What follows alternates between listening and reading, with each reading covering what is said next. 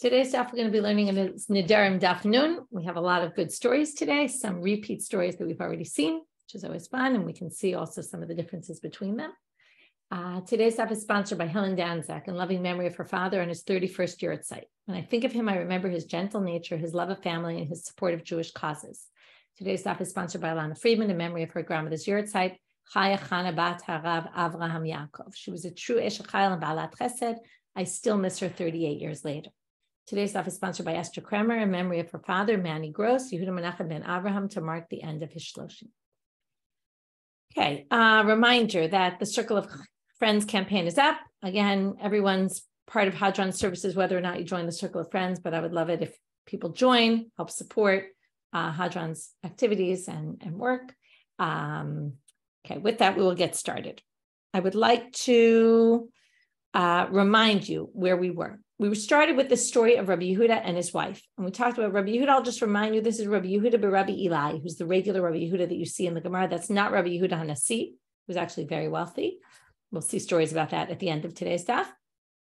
But Rabbi Yehuda was the one who always argues with Rabbi Meir, Rabbi Shimon, very famous Rabbi Yehuda.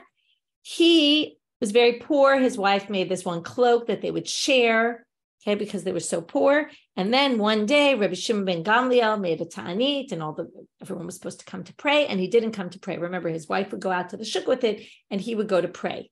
This is actually, I was thinking about it. It shows, sometimes it's important to go to shul and pray, but it's also important to let your wife go to the shuk. You have to balance those two things, and it could be, again, it's unclear whether the story happened before they even had the cloak, or once they had the cloak and just she was using it that day, so he couldn't go out because he didn't have a cloak to wear.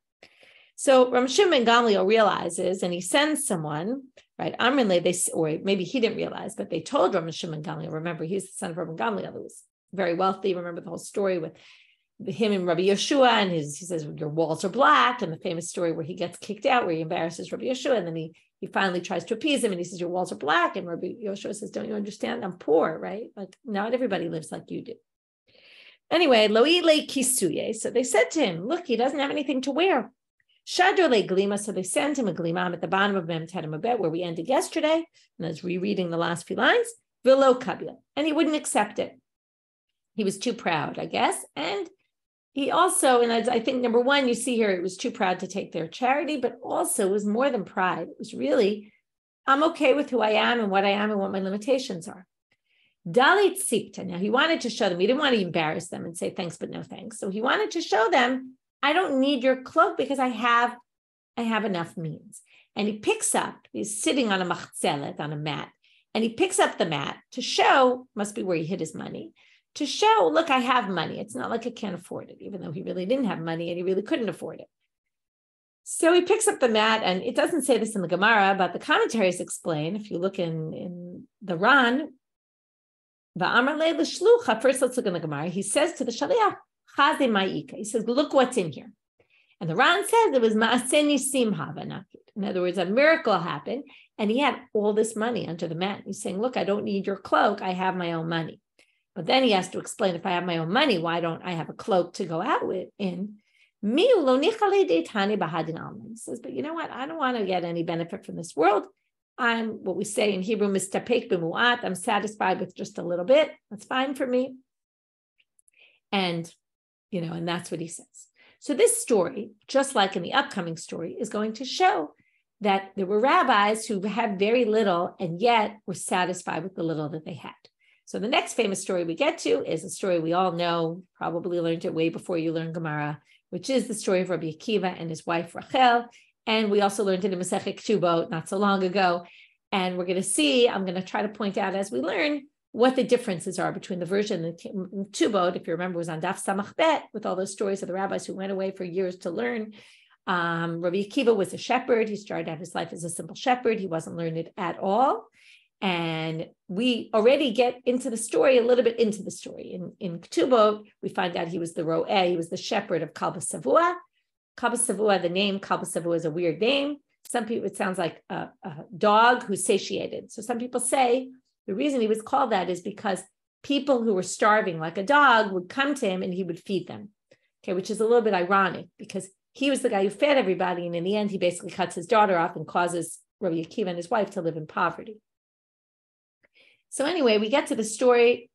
Rabbi Akiva falls for the daughter. She falls for him. They decide to get married against Kalba Savua's wishes, because Kalba Savua wanted a Talmid Chacham, a wise Talmud scholar, as a son-in-law, and not a shepherd who doesn't know anything. So Rabbi Akiva it kadashat le barte de bar Kalba Savua. It says bar Kalba Savua, which is the son of Kalba Savua, but most people at the certain versions take out the word bar, so we'll read it without the son of. Okay, Rabbi Akiva gets betrothed to the daughter of Kalba Savua. Shama Kalba Savua. Kalba Savua hears about this. Okay, they did it without his knowledge. I guess they knew he wasn't going to be so happy with it. Adra hana'ami kol nitzei. And he basically disowns his daughter. In the words of the Masechet we're learning now, you can see why they brought it up here, even though that's not why they brought it up here. We'll talk about that in a minute. But he basically writes her out of his will, and says, not even in my will, but in my lifetime, you're not going to benefit from my property at all, apropos all these vows that we've been seeing until now. So the first thing to remember is the reason this is coming up here is in the context of the story that we got to of Rabbi Yehuda and how he was satisfied being, living in poverty. We're going to talk about Rabbi Akiva and Rachel, his wife, who were also satisfied living in poverty. However, within the story, we end up with this neder hana'ah. We can't ignore that. It's obviously got to be somewhat connected. So we'll come back to this. So he ends up going and marrying her, because first the betrothal, right? Then the marriage. He marries her in sitva, sounds like stav, which is autumn, but the commentators say it was the winter. Havagane beitivna, they lived in a house with straw, like that's all they had. Sounds like the three pigs, right? In my house of straw. They lived in a straw house. Hava kaminakit le tivna mimazi. Okay, we get to this very intimate moment between them. He's pulling straw out of her hair, okay, because they're lying on straw. That's basically all they had. And he starts pulling out some straw from her hair. There's different commentaries who pulled the straw out of whose hair. Okay, but it sounds like he's pulling the straw out of her hair. Amarla, he says to her, Ihavali, if I had it, Ramina le Yerushalayim Didava. If I have money, I would buy Yerushalayim Shal Zahav. If you remember what that is from Masechet Shabbat, it's this beautiful tiara that would have like this depiction of Jerusalem in gold. Said, I wish I had the money, right? This very beautiful, intimate moment of him saying, like, look, this is what we've got. And, he's pulling out this straw from her hair. And he says to her, I wish I had more and I could provide you with more. Ate Eliyahu. So all of a sudden, who appears? Eliyahu Hanavi, right? He always appears. Idami lahum ke'anashi. He comes in the form of a person, a human. Okay, a guy shows up, ka'kari abava, knocking on the door. Amar lehu. He says to them, Havuli porta detivna, can you give me some straw? The yaladit itate, because my wife just gave birth, the late lemidayim lagnuye. She has nothing to lie on. Okay, we've got nothing in our house. We don't even have straw. You at least have straw, right? We don't even have straw. So Amar Rabbi Akiva leintite. Rabbi Akiva turns to his wife and says, Chaze gavar dafilu tivna lo itle. He says, look, you think we've got nothing, but there's people who have even less than we do. And I think number one, he felt like, wow, I can give to someone. That's a great feeling when you feel like you're so poor and yet you can spare something to give to somebody else. And number two, we should be happy that at least we have straw, right? I can't go buying you these beautiful golden tiaras, but at least we have something that other people don't have. So it seems that Eliyahu appeared there to kind of make them realize and be happy with the little that they had. Not clear they weren't happy with it before, but to kind of highlight and make them feel even more better about what they have. Amrle, now she says to him, it's unclear whether this happened in the same moment or some other time, 5 years later, we don't know. But she says to him, Zil have beirav, why don't you go learn Torah? Azal tartes reishnin, kameh de Rabbi Eliezer Rabbi Yehoshua. Okay, in Ketubot, we didn't hear who he learned with. Here we get that he went to learn 12 years. By the way, this whole section of the straw and the story with Eliyahu didn't appear at all in Ketubot. Now he goes to learn for 12 years. That part did appear there. And here it says he learned with Rabbi Eliezer Rabbi Yehoshua. Lemishlim tartes reishnin ka'atal ababe. After 12 years, he comes home. Shama mina chorei beite. Same thing happened in Ketubot. He hears behind the house. Now, the only difference is in that story, he hears this hahu saba, and the saba says to her one thing. In this case, we're going to have a guy who's called a rasha, an evil person, and he says to her two things, okay, and a little bit stronger. We'll hear right now. He hears that a bad guy is talking to his wife behind the house. Shapir avi le'avuch. Your father was smart that he disowned you. Chada, okay, that didn't appear in the other story. Okay, that your father was good, what your father did. Chada, firstly, and this also didn't appear in Ketubot, Dilo damelach. He's not like you. Okay, this is when, you see a couple and you say, wow, she comes from wealth, he comes from poverty, she comes from, this type of family, a learned family, he comes from an unlearned family. Like, what kind of a match is this? Why did you marry lower than your status? In all kinds of ways, both wealth, Torah knowledge, all of that. So number one, he's not at all like you. Va'od shavkach al menut chayot kulin shnin. This is the argument that the Hahu Saba, the elderly man, said to her in the other story, which in the other version, which is, he left you a widow for all these years. He left you behind. You're basically like a widow in the lifetime of your husband. He's alive, but you've got nobody. Amrle, she says to him, if he would listen to me, he would go for another 12 years. Okay, this is the exact line we saw in Ketubot as well. Amal, he hears this. He says to himself, oh, wow, my wife wants me to go learn another 12 years. So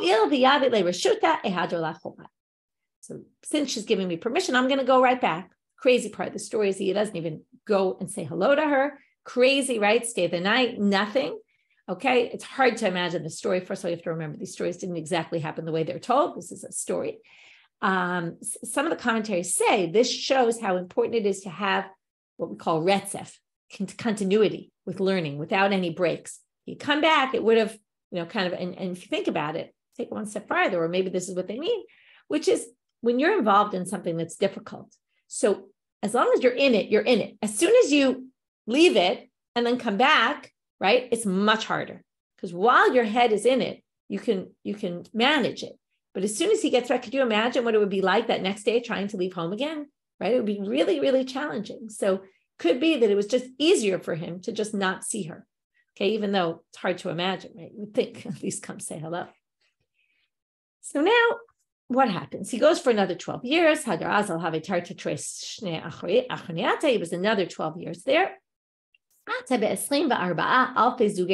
comes right now with 24,000 students. By the way, in the first story, in the version in Ketubot, he comes home after 12 years with 12,000 students. There's an obvious correlation between the 12 years, 12,000, and the 24 years, 24,000, right? It's trying to show how much he gained in those years, not just his knowledge, but what he was able to impart to others.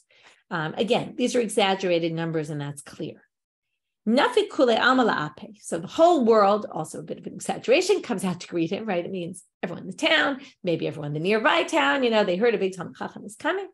And she comes as well. Now you have to remember how she dressed in her dregs. She's got no money.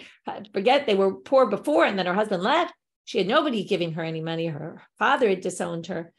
In this case, the Rasha appears to her, the same guy, the bad guy, as opposed to in the Ketubot story, it was a friend or a neighbor of hers says this. Where are you going? What does it mean, where are you going? Where are you going in those horrible clothes? You can't go out to see your husband with those shreds on your body, those horrible clothes you're wearing. Amrale, she says to him, Yodet Sadiq Nefesh Behento, right? It's crazy. Pasuk, she quotes to him, right? She's kind of comparing herself to an animal. But a person knows the nature of the soul of his beast, which basically means my husband knows me, who I am. He knows he left me. He knows that I have no money, and he's going to be happy to see me anyway I'm dressed. It doesn't bother him that I'm dressed like this.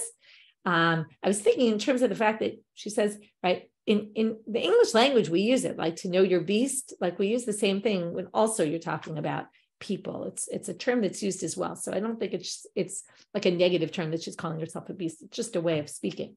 And here it's a pasuk. Anyway, she goes to greet him. Now the rabbis see this woman. First of all, she's a woman. In the Ketubot story, she starts kissing his feet, I think. Here, she's a woman, she's dressed in dregs, and she's going up to the rabbi. They're like, stay away, like this. And I think of this rock concert, and keeping the people away from, or, secret security here, like blocking all the secret service, blocking all the president or something. Amar lahon hanichula. Now, here comes the big line. If you thought it was this beautiful, intimate moment, now you have this beautiful, intimate moment in public in front of everybody. And he says to them, Hanichula, leave her be. Sheli v'shalachem shalahu. All the greatness that we've come to, my knowledge, your knowledge, it's all because of her. Right? This beautiful line, she is my everything. Okay? Shama bar Kalba Savua. Kalba Savua, here's what happens. Now, in this version, it sounds like he hears that his daughter's husband comes to town, and he's this huge Talmid Chacham. How could he not hear that? And he realizes he made this huge mistake. Ata v'ichal al nidre, he goes and undoes his vow. V'ishtaruye ishtarei, and then his vow is undone, and she can now benefit from his money. And in a minute, we're going to see that Rabbi Akiva gets wealthy from that. Okay. In the version in Ketubot, it's a little bit different. In the version in Ketubot, he hears a big rabbi comes to town, and he goes to say, maybe this rabbi will undo my vow. Now, why he needs to go to this big rabbi and not some other rabbi and is, that he knew before, I don't know. Maybe he tried and nobody believed him. Nobody was willing to do it. What motivated him at that moment, according to that story, to undo the vow is not so clear. But he goes to undo the vow, and then Rabbi Akiva says to him, because remember, you have to come up with a reason. He says, well, had you known your son-in-law would have been a big Talmid Chacham, would you have done it? And he says, of course not, even if he learns, right, not knowing that his son-in-law is a big Talmid Chacham. He says, even if he learned one little piece of Torah, I would undo it. And then he undoes the vow and he says, I'm him, and it's like this moment, I am your father, I am your son-in-law. So anyway, that's what happens there. In this story, it seems to be different, although some of the commentaries translate this according to that story, and they say, oh, that's what it means. But this story seems to really be a different version. Rabbi Akiva wasn't the one who undid the vow, it was someone else, and he undid the vow because Rabbi Akiva showed up and because he realized he made a mistake. Some of the commentaries say that it's actually a problematic mistake. It's not sorry, I didn't say that right. It's not a vow that you can undo in that way, because a vow is, had I known something, like you had to have been able to have foreseen it. And this was not something he could have foreseen.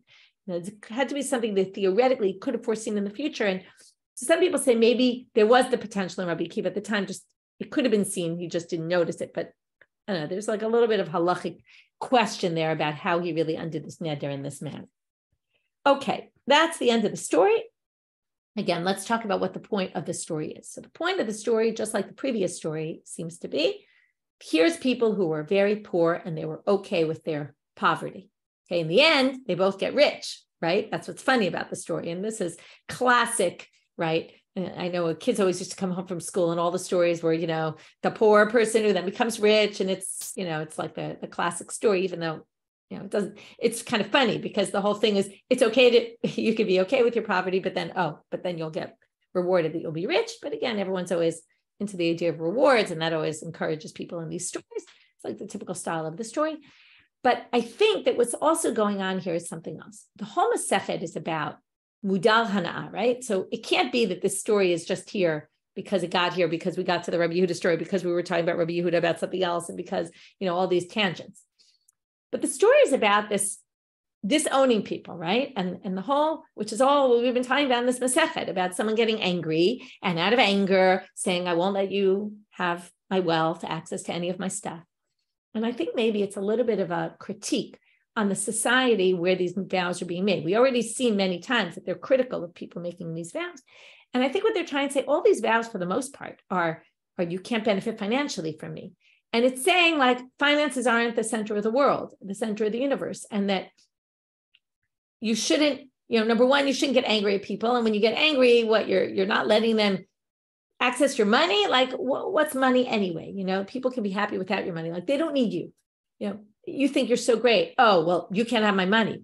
Well, you know what? They didn't have Kalba Savua's money, and they had a very nice life without Kalba Savua's money. Like, don't think of yourself so high that if you say, oh, you can't benefit from me, that's like, oh, you've really punished this person. You know what? They can have a life without you. And it's a way of, again, trying to tell people, don't make these nedarim, and money isn't what it's all about in life. And maybe that's a message coming through this story. However, despite all the fact that money's not important, the story ends with that in the end, he gets the money back and he's no longer mudarana. And in fact, the Gemara tells us, Shit milei ita Rabbi Akiva. Rabbi Akiva actually got wealthy from 6 things, 5 more, in addition to Kalba Savua. Number 1, min Kalba Savua. So Rabbi Akiva in the end becomes wealthy.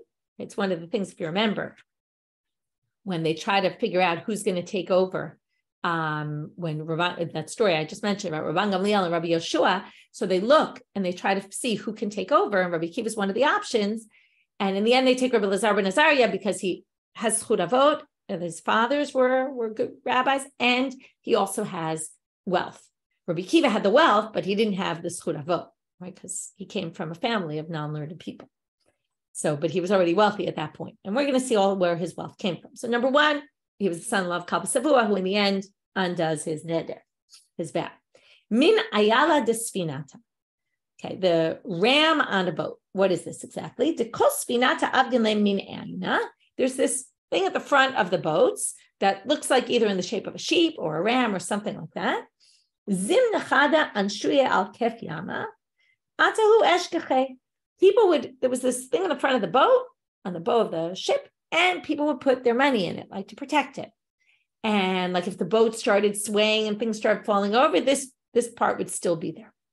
One time it fell over and he basically found it. So here he found this lost item that there was no way to return it.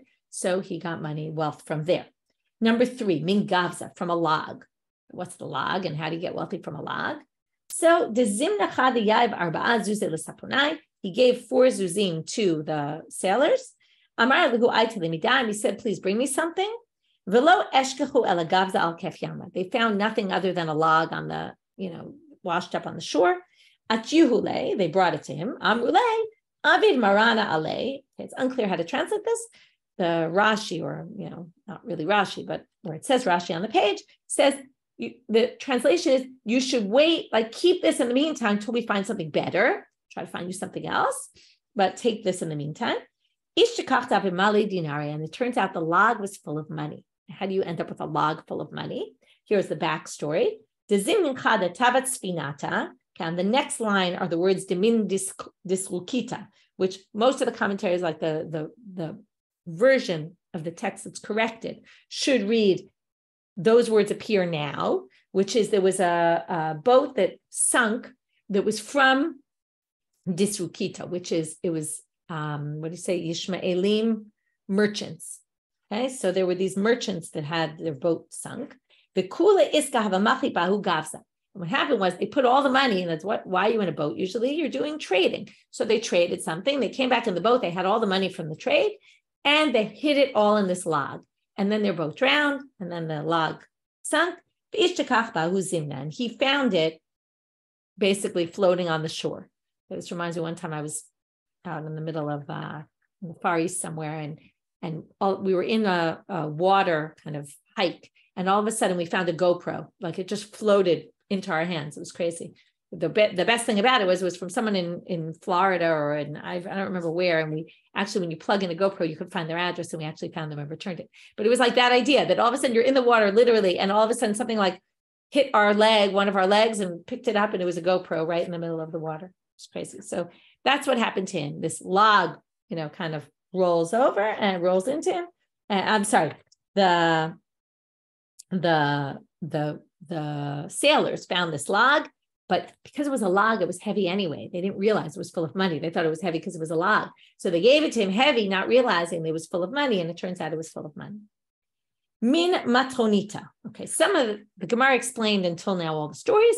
This story we don't get in the Gemara, but the Ran explains the story. Okay, where they get the version of the story from, I'm not sure how they know this, but here's the story.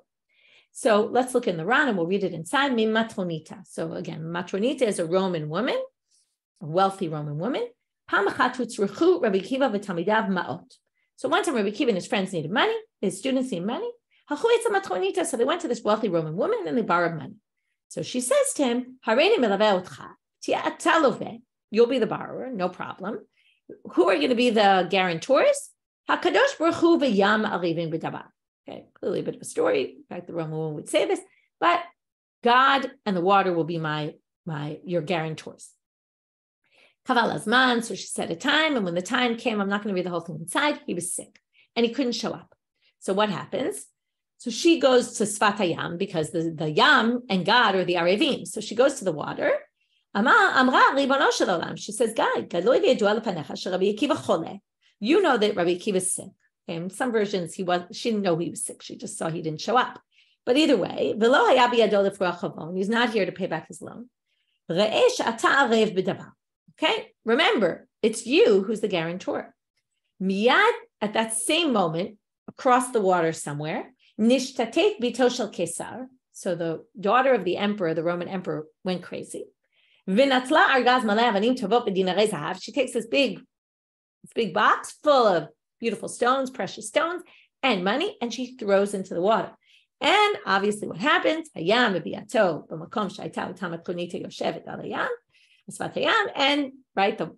goes over right to her, she picks it up, she takes it, and that's her money.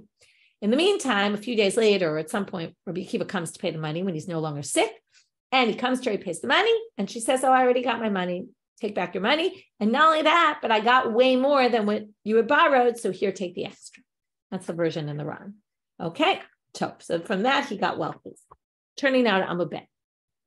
Min ishto shel Tornis Rolfus. Tornis Rolfus was a terrible Roman officer. And the way the story goes in the Ran is that Rabbi Akiva and he would fight over psukim all the time, and Rabbi Akiva would beat him out. And in a typical Purim type story, he comes home one night to his wife, very upset, angry. And she said, what are you so angry about? And he says, this Rabbi Akiva guy is making me crazy. And the wife says, oh, you know what? I know that the Jews, we can get to them through zima, which is, illicit sexual relations. And she basically says, did I say the wrong thing? Tornis Rolfus' wife says this. And she says, I'll go seduce him, and that'll bring his downfall. So she goes to seduce him. Okay, this is all in the Ran. And when Rabbi Akiva sees her, he spits, he cries, and he laughs. And he obviously doesn't sleep with her. So she says, why did you do that? Those three things. So he says, I'll tell you two, I won't tell you the third. Why did I spit? I spit because you're, what does he say? Sorry. Right. You came from a disgusting drop. Okay. You're just a human being and you're nothing. Okay. You don't scare me. Why did I cry? Well, because you're beautiful, and your beauty in the end is just going to go into the ground. Okay. Like eventually this beauty will be gone. Why did I laugh? I'm not going to tell you. Now, why did he laugh? He laughed because he saw in a prophecy that she was going to convert and he was going to marry her. Now, it'd be weird for him to tell her that, and then it would be weird when it happened, and he told her already. So he doesn't tell her that. In the meantime, she's so impressed with him that, number one, he doesn't succumb to her seducing, and also what he tells her. So she basically says, can I do tshuva? And he says, yes, you can. And then she converts, and then she marries him. It's not clear if she marries him right then. It's actually a little bit strange. We just heard this beautiful story of Rabbi Akiva and his wife, and all of a sudden now we hear about another wife. Maybe she was dead. Who knows? Maybe he took two wives. Happens.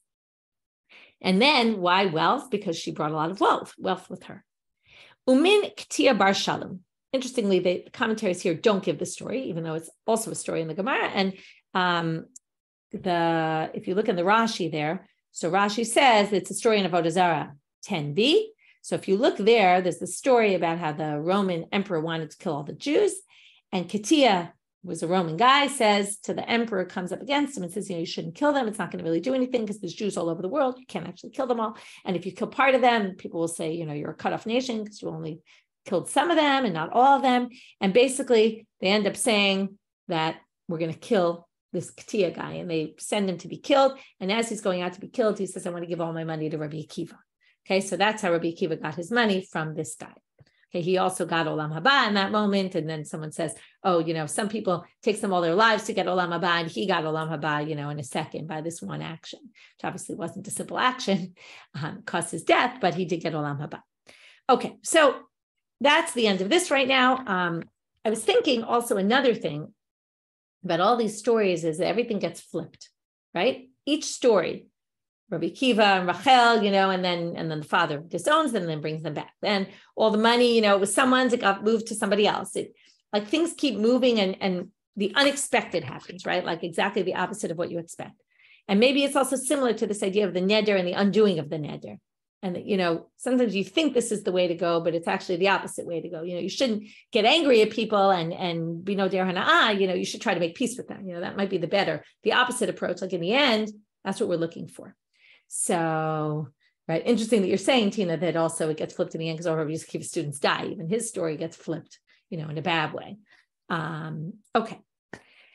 Rav Gamda, this is a story just very similar to one of these stories that we saw of how Rabbi Akiva became wealthy. Rav Gamda Yava Arba'a Zuzei L'Saponai. It's almost the exact same story, but it's about Rav Gamda and not Rabbi Akiva.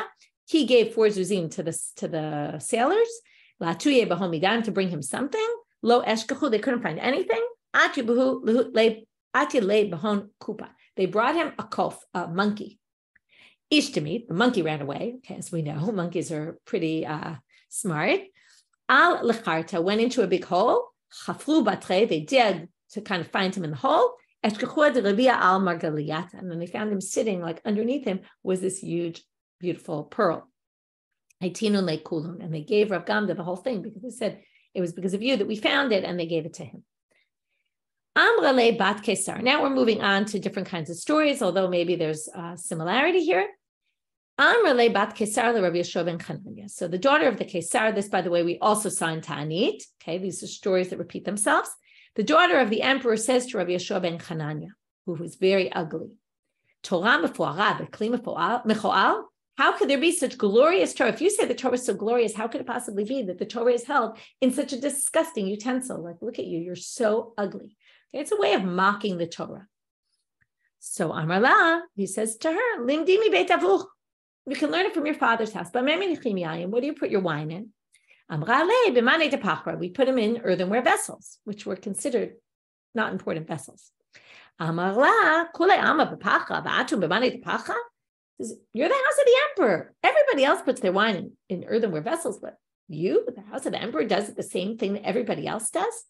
Why don't you put your wine in gold and silver vessels? So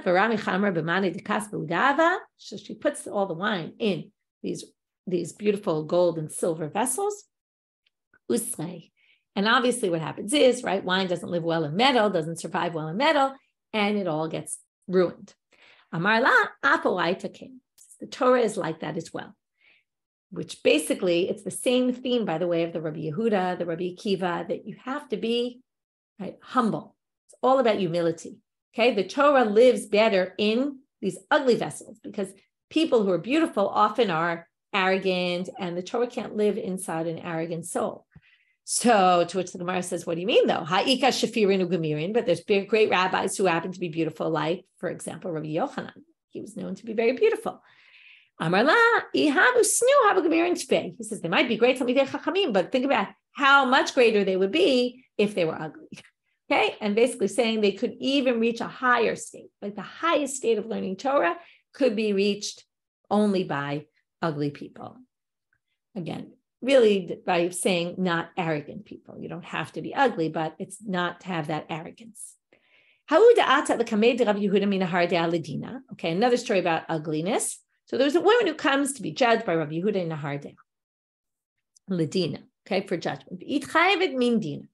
And basically, she gets convicted. No, he says, you were wrong, and he makes her pay.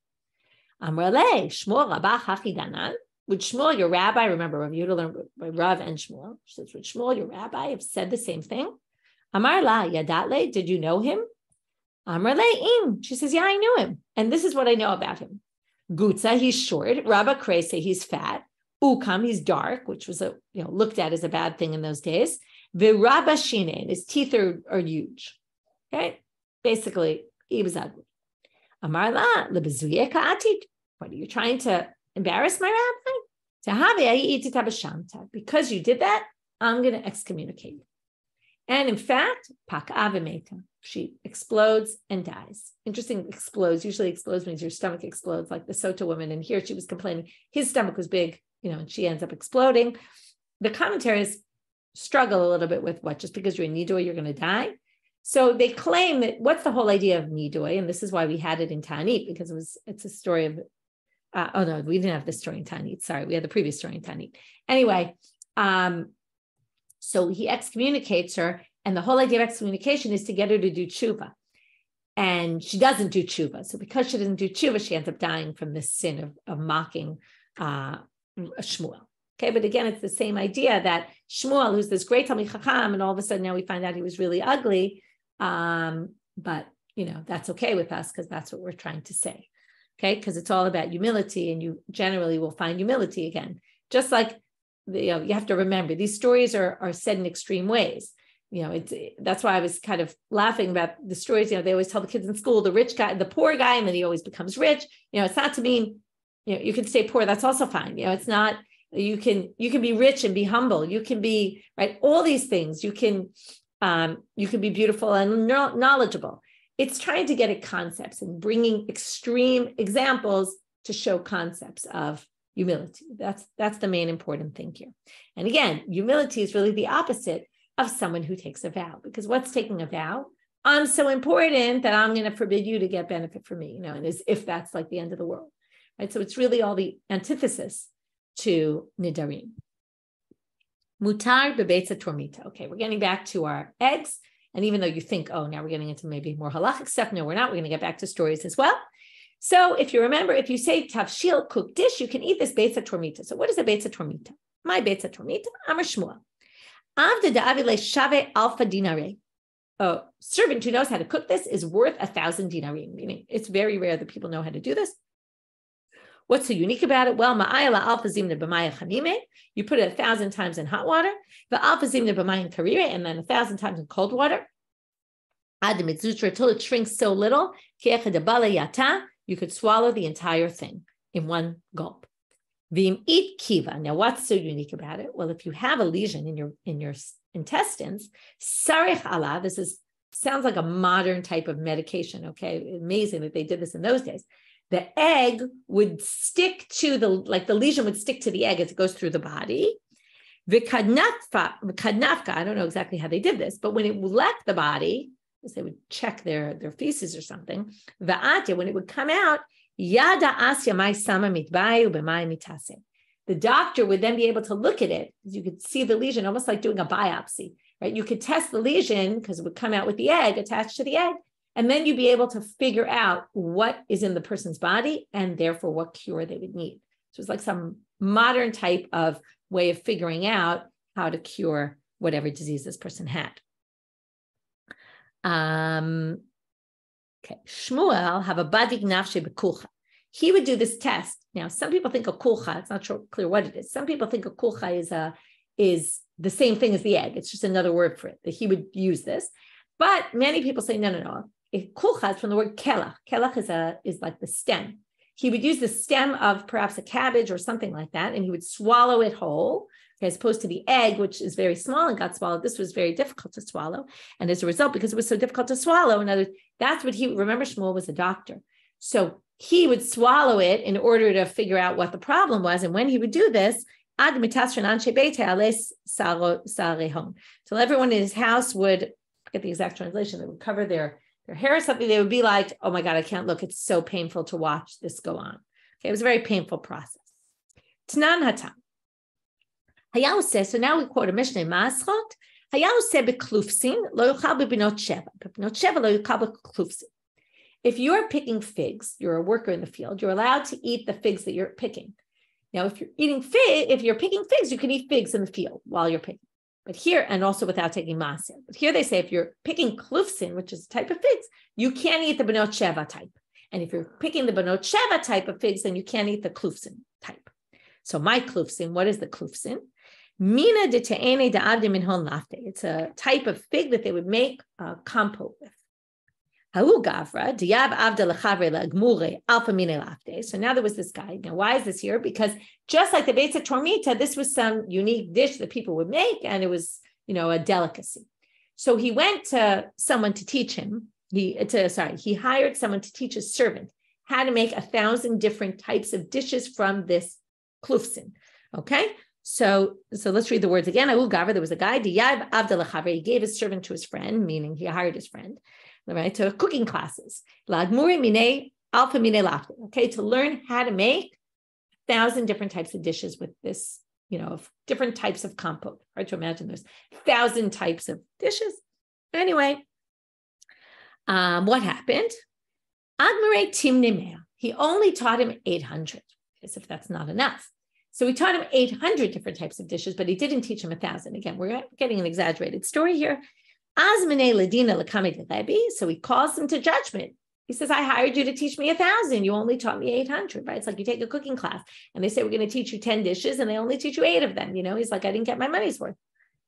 So Amar Rebbi, avotenu amru nashinu tova, va'anu afilu be'einenu lo ra'inu.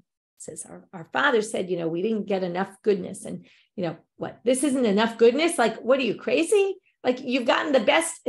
800 different delicacies. Like, I didn't even know that such a thing existed. How crazy it is that you can make 800 different delicacies and you think that's not enough. Like, what are you, crazy? You're coming to me to court for this? Interestingly, Rebbe's kind of saying, I'm amazed by all the wealth, which is kind of strange because this story we're going to hear, he clearly was full of wealth, and we know he was in general. So now we're going to hear a story about him, a very complicated story to swallow, and we're going to have to wait till tomorrow to see. It's really a story between Rebbi and Bar Kapara, and we're going to talk a lot about this Rebbi-Bar Kapara relationship. It obviously was a complicated relationship. We're only going to get the beginning of it today, and we'll get more into it tomorrow and try to understand it better. So what happens? Rebbi Avad Lehilula Rabbi Shimon Rebbi. He made a wedding feast for his son, Rabbi Shimon. Katav al Beganana. Okay, now the main thing is that they didn't tell you yet. He didn't invite Bar Kapara. Bar Kapara was a Tana. He didn't invite him. Katav al Beit Ganana. So either Bar Kapara writes this in some of the commentaries, or some other random person writes this on the wall of the party, and writes the following, right? Graffiti in the Gemara. 24,000 riboin dinarim, okay, 24,000, 100,000, okay. I don't know exactly the exact number, how this comes out, but a lot of money, okay, dinarim, nafku abeit ganana dain, was spent on this wedding feast, below azmanei Bar Kapara, and Bar Kapara wasn't invited. Like, that's crazy. But they couldn't afford one more person. Amar le, so Bar Kapara said, if this wealth that Rebbe has is for the people who go against God's will, because he didn't invite me, think about how much more the people who go in God's way are going to be rewarded. In the end, Azmane. So Rebbe capitulates, okay, and invites Bar Kapara.